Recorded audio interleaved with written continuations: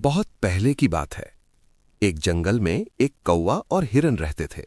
दोनों में बहुत ही गहरी दोस्ती थी। इन दोनों की दोस्ती के चर्चे पूरे जंगल में थी। जंगल के कुछ बड़े जानवरों का मत था कि दोस्ती हमेशा अपनी ही जाति में होना चाहिए, लेकिन कौवे और हिरन सुनते सभी के थे, लेकिन करते अपने मन के थे। तभी उस जंगल में पास के जंगल से एक गीदड़ आया। हिरन को देखते ही गीदड़ के मन में लालच आ गया और सोचने लगा कि कितना ही स्वादिष्ट मांस होगा इस हिरन का। गीदड़ अकेले ही हिरन का शिकार तो नहीं कर सकता था, इसलिए उसने अपनी बुद्धिमानी से दूसरे के सहारे हिरन का शिकार करने का सोचा। अपनी चाल को पूरी करने के लिए गीदड़ हिरन के पास जाकर कहा, भैया जी नमस्कार। हिरन गीदड़ को देखकर सोच में पड़ गया कि ये कौन है जिसे मैं जानता ही नहीं। राम राम, किंतु मैं तुम्हें जानता नहीं हूं, तुम कौन हो? भैया जी, मैं इस जंगल में बहुत ही नया हूं। मैं पास के ही जंगल से आया हूं। मेरे माता पिता पहले यहीं रहते थे, लेकिन कुछ दिनों पहले ही उनकी मृत्यु हो गई और वहां मेरा कोई भी मित्र नहीं था। इसलिए मैंने सोचा कि अपने पुराने जगह ही जाना चाहिए। यही सोचकर मैं यहां आया। आपको देखते ही मैं समझ गया कि यही मेरा मित्र है। कितना सीधा साधा और दयालु है, जो कभी किसी का बुरा नहीं सोचता। ऐसे ही किसी प्राणी से मित्रता करनी चाहिए। क्यों मित्र, मुझसे मित्रता करोगे? हिरन पहले तो मना कर देता है, किंतु गीदड़ की दुख भरी कहानी सुनकर उसकी मित्रता स्वीकार कर लेता है और गीदड़ भी वहीं पर बैठकर घास चरने लगता है। कुछ देर बाद हिरन गीदड़ से कहता है, चलो मित्रा, समय हो गया, तुम भी अपने घर जाओ, मैं भी अपने घर की ओर चलता हूं। ये सुनकर गीदड़ हिरन से कहता है, मित्र, मेरा तो कोई घर ही नहीं है, तुम्हारे साथ ही चलता हूं, वहीं आसपास ठिकाना बना लूंगा। और दोनों साथ साथ चलने लगते हैं। चलते चलते दोनों वहां पहुंच जाते हैं जहां पर कौवे का निवास स्थान रहता है। हिरन के साथ एक अनजान को देखकर कौवा हिरन से पूछता है, ये कौन है? हिरन जवाब देता है, ये मेरा मित्र है। कौवा हिरन से कहता है, किसी भी अनजान को इस तरह से मित्र नहीं बना लेना चाहिए। पहले उसके बारे में और उसके वंश के बारे में अच्छी तरह से जान लेना चाहिए। और तुमने बिलाव और गिद्ध की कहानी नहीं सुनी है क्या, जिसमें दुष्ट बिलाव की वजह से बेचारा बूढ़े गिद्ध को भुगतना पड़ता है? कौवा बिलाव और गिद्ध की कहानी सुनाता है। एक समय की बात है। नदी किनारे एक बहुत बड़े पेड़ पर अनेक प्रकार के पक्षियों का परिवार निवास करता था। सभी एक दूसरे की मदद किया करते थे और सुख दुख में शामिल होते थे। उसी वृक्ष में एक बूढ़ा गीद रहता था, जिसने अपनी पूरी परिवार को खो दिया था। उस गीद की अवस्था देखकर सभी पक्षियों ने उसकी मदद करने की सोची और उसे पक्षियों की बच्चों की रक्षा करने के लिए चुना गया। बूढ़ा गीद पक्षियों के जाने के बाद उनके बच्चों की सेवा और रक्षा करता था। पक्षियों के बच्चों को देखकर एक बिलाव को लालच आ गया और उसने उन्हें खाने के लिए पेड़ पर चढ़ने लगा। ये देखकर गीद ने उसे रोककर पूछा, तुम कौन हो और कैसे इस पेड़ पर चढ़ रहे हो? गीद को देखकर बिलाव डर गया। उसने सोचा, ये तो मुझे ही मारकर खा जाएगा। इसलिए उसने तरकीब सोची, अगर मैं यहां से भागता हूं तो भी मैं मुश्किल में पड़ जाऊंगा। इसलिए वो गीद से बहुत ही प्यार से बात करता है। कहता है, ताऊ जी, इतना क्रोध क्यों करते हो?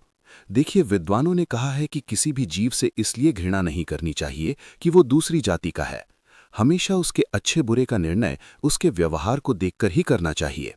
गीद ने बड़े ही प्यार से बिलाव से कहा, तो तुम यहां क्या करने आए हो? देखिए महोदय, मैं नदी के दूसरे तट पर निवास करता हूं। मैं तो शिव भक्त हूं, रोज भगवान शिव की पूजा करता हूं। मैंने तो मांस खाना कब का छोड़ दिया है। मैंने लोगों से आपके बारे में सुना हूं, इसलिए आपके दर्शन के लिए आ गया। सुनकर बूढ़े गीद को बिलाव के ऊपर विश्वास हो गया और उसे अपने पास आने दिया।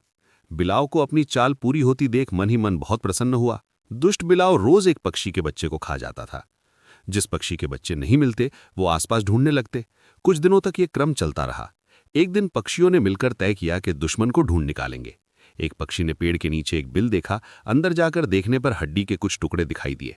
ये देखकर वे समझ गए कि ये बूढ़ा गीद बच्चे को खा रहा है। उन सब ने मिलकर उस गीद को जान से मार दिया। गीद को बोलने का मौका ही नहीं दिया गया। ये देखकर बिलाव वहां से भाग गया। ये कहानी सुनकर गीदड़ को बहुत गुस्सा आया और कौवे से पूछा, जब तुम हिरन से मिले थे तब क्या तुम इसके वंश के बारे में जानते थे? और अगर नहीं तो मेरी मित्रता स्वीकार करने में क्या परेशानी है? ये सुनकर हिरन बोलता है, हमें अपने दुश्मनी को भुलाकर एक साथ मिलकर रहना चाहिए। कौवा समझ जाता है कि हिरन को समझा पाना नामुमकिन है और वहां से चला जाता है। कुछ दिन बहुत ही प्रेमपूर्वक बीतने के बाद गीदड़ हिरन से कहता है, मित्र, एक बहुत अच्छी खबर है। पास ही में एक खेत है जहां बहुत ही हरा भरा खाना है। कब तक इस जंगल की सूखी रूखी घास खाते रहेंगे? क्यों ना वहां जाकर हरी हरी घास का आनंद लिया जाए। ये सुनकर हिरन गीदड़ की बात मान लेता है और दोनों उस खेत की ओर चल देते हैं।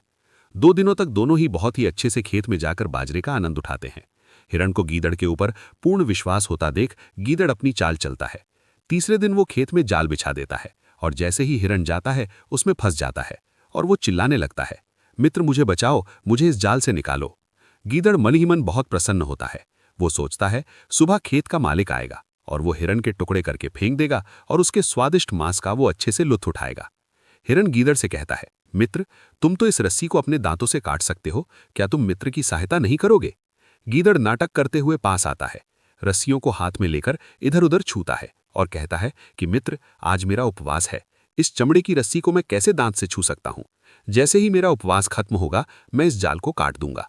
और वो दूर जाकर हिरण की इस अवस्था को देखकर खुश होता है। दूसरी ओर गीदड़ और हिरण को लौटकर ना आता देख कौवा खेत की ओर जाता है। गीदड़ को गाना गाता देख और चिंता मुक्त देखकर कौवा समझ जाता है कि जरूर हिरण कोई ना कोई मुसीबत में फंसा है। खेत में जाकर देखता है तो हिरण जाल में फंसा मिलता है। कौवा हिरण से पूछता है, क्यों मित्र, मैंने कहा था किसी अनजान से दोस्ती नहीं करनी चाहिए। हिरण भी कौवे से सहमति व्यक्त करता है, तुम सही कह रहे हो मित्र, ये ध्रुत गीदड़ मुझे फंसाकर दूर खुशी मना रहा है। मित्र मुझे इस संकट से बाहर निकालो। कौवा कहता है, किसान जैसे ही सुबह आएगा वो तुम्हें मारकर फेंक देगा, जिसे ये ध्रुत गीदड़ खाने की फिराक में है। इसलिए तुम किसान के आते ही अपने शरीर को फुला लेना। किसान तुम्हें मरा हुआ समझेगा और जाल को निकालकर ले जाएगा और मेरा इशारा पाते ही तुम उठकर भाग जाना। हिरण कौवे की बातों पर सहमति जताता है और किसान के आते ही वो सांस रोककर अपने शरीर को फुला लेता है।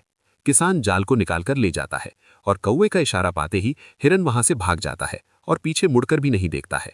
ये देखकर किसान को बहुत गुस्सा आता है और वो अपने डंडे से फेंक कर उसे मारता है। डंडा हिरण के ऊपर तो नहीं पड़ता है लेकिन उस गीदड़ के ऊपर पड़ जाता है और वहीं पर ढेर हो जाता है। इस कहानी से हमने जाना कि मित्रता हमेशा सोच समझ कर ही करें, किसी के ऊपर आंख बंद कर भरोसा न करें।